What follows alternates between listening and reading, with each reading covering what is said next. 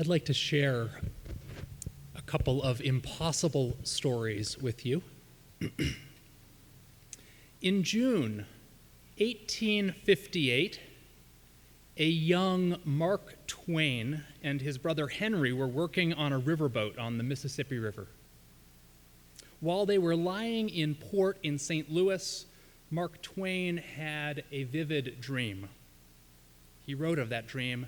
In the dream, I had seen Henry, my brother, as a corpse, laying in a metallic burial case, dressed in a suit of my own clothing.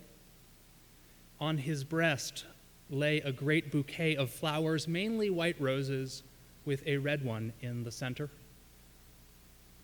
The dream was so vivid that upon waking, Twain got dressed and set out for the funeral before realizing that it had all been a dream.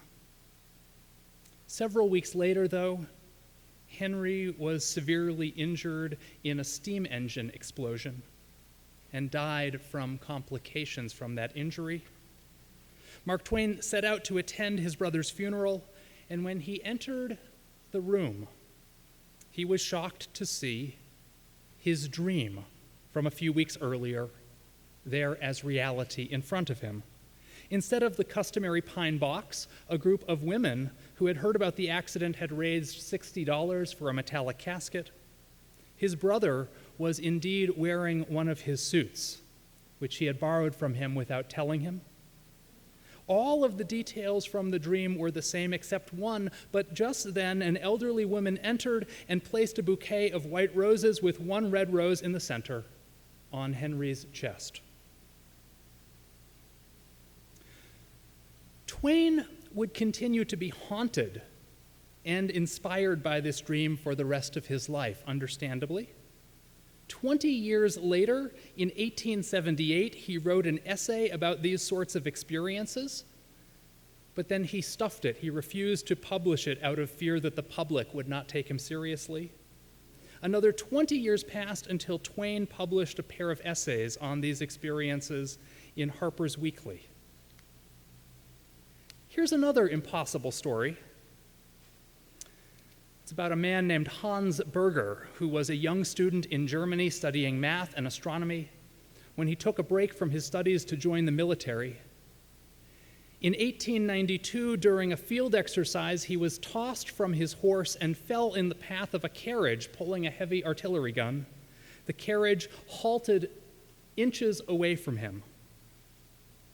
Berger should have been crushed but escaped narrowly with his life intact. At that very moment, Berger's sister, many, many miles away, was overcome with an emotion of dread, and fearing that something awful had befallen her brother, insisted that their father send a telegram to Hans, in which she expressed her concern and asked if he was all right.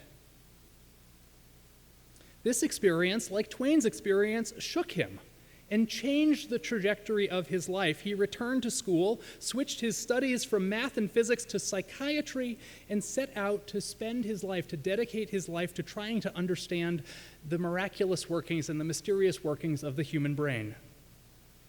30 years later, in 1924, he became the inventor of the electroencephalograph, the EEG.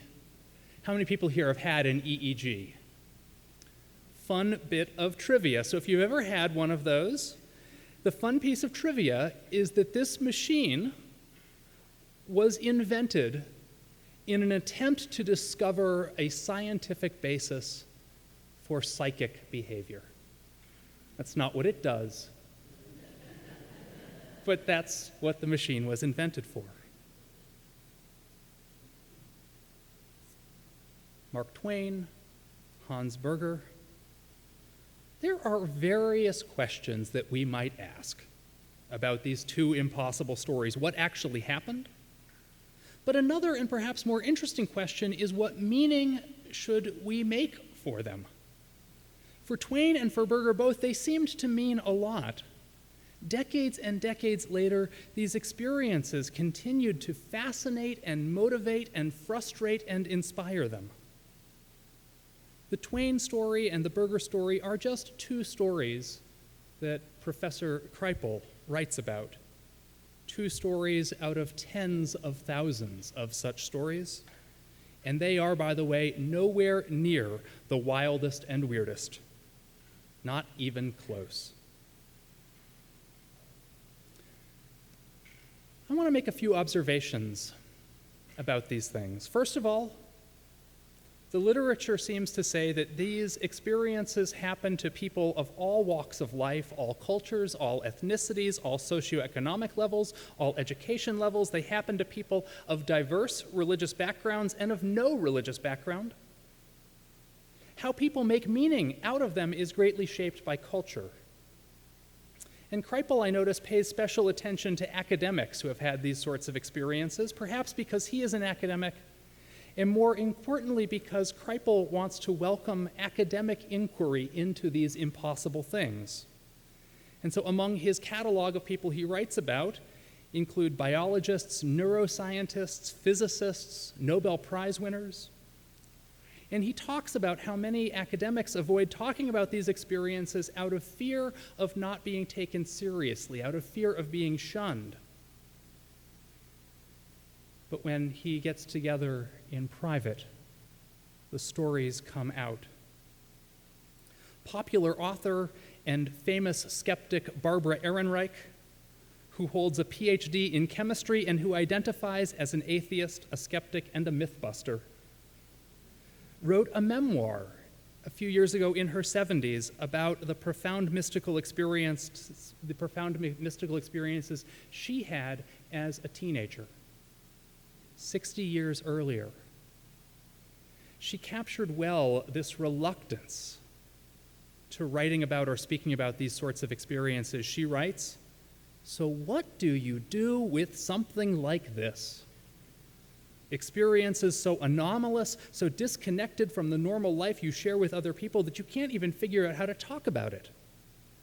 I was also," she confesses, "I admit, afraid of sounding crazy. Try inserting an account of a mystical experience into a conversation, and you'll likely get the same response as you would if you confided that you had been the victim of alien abduction." In my experience as a minister, now beginning my 17th year of it, I have encountered people all over the spectrum of religious experience. I've encountered numerous parishioners through the years who have had profound, powerful, and deeply meaningful experiences that they cannot explain. At the same time, I've also met many Unitarian Universalists who have never had such an experience and who are skeptical, antagonistic, and combative about these experiences. And I've also met people who've never had such an experience but sort of wish that they had. I want to share with you a little story. In my congregation, I actually delivered a lecture on this. And I was not prepared for the reaction after it, because I got emails from many folks who said, "I have a story. Is there a forum in which I can tell it?" And so one night in one of the parlors in our church building, we gathered, about 15 of us, and each person told their story. It was one of the most intimate moments of ministry for me, and it was also kind of curious. Here were all of these folks, more than a dozen, who came with these experiences and yet had come to church thinking, well, there's no way that I could talk about that spiritual experience in church. That evening, through their grateful sharing, loosened us up, got us a little more trusting, a little more brave. One of the interesting lessons I take away from Professor Kripal's writings is that mystical experiences are often related to experiences of trauma. not caused by, but they seem to go together.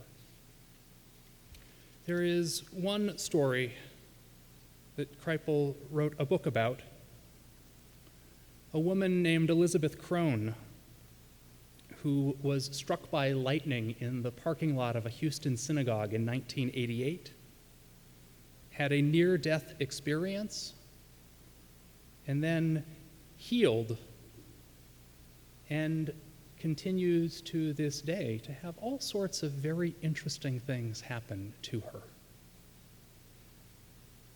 Her book, by the way, is entitled Changed in a Flash, which is about the most horrible title I could think about for a book for someone who got struck by lightning. But it details this relationship between the mystical experience and the traumatic event. As I said before, I'm not particularly interested in the veracities of these experiences, and certainly there are in our world hucksters, frauds, imposters, and charlatans who make up stuff for attention or for profit. But there are also people who report having these sorts of experiences when that's clearly not the motivation. And there are people like Mark Twain and Barbara Ehrenreich who've had these experiences and who keep them hidden, are circumspect about them for long periods of their life out of fear of being ridiculed or shunned. I think as Unitarian Universalists, one of our great gifts is the ability to listen to others, to listen to their experience without shunning. So why did I choose this topic, besides the fact that I find this stuff really interesting? I chose this topic because I want to suggest to you that all of this says something about being human. There's a story about a young child who was very interested in the encyclopedia. One day, this child was at school and went on a field trip, and the person, I don't know where it was to, but the person engaging the students posed to them a question. What is a human being worth? And this child raises his hand and blurts out $2.63,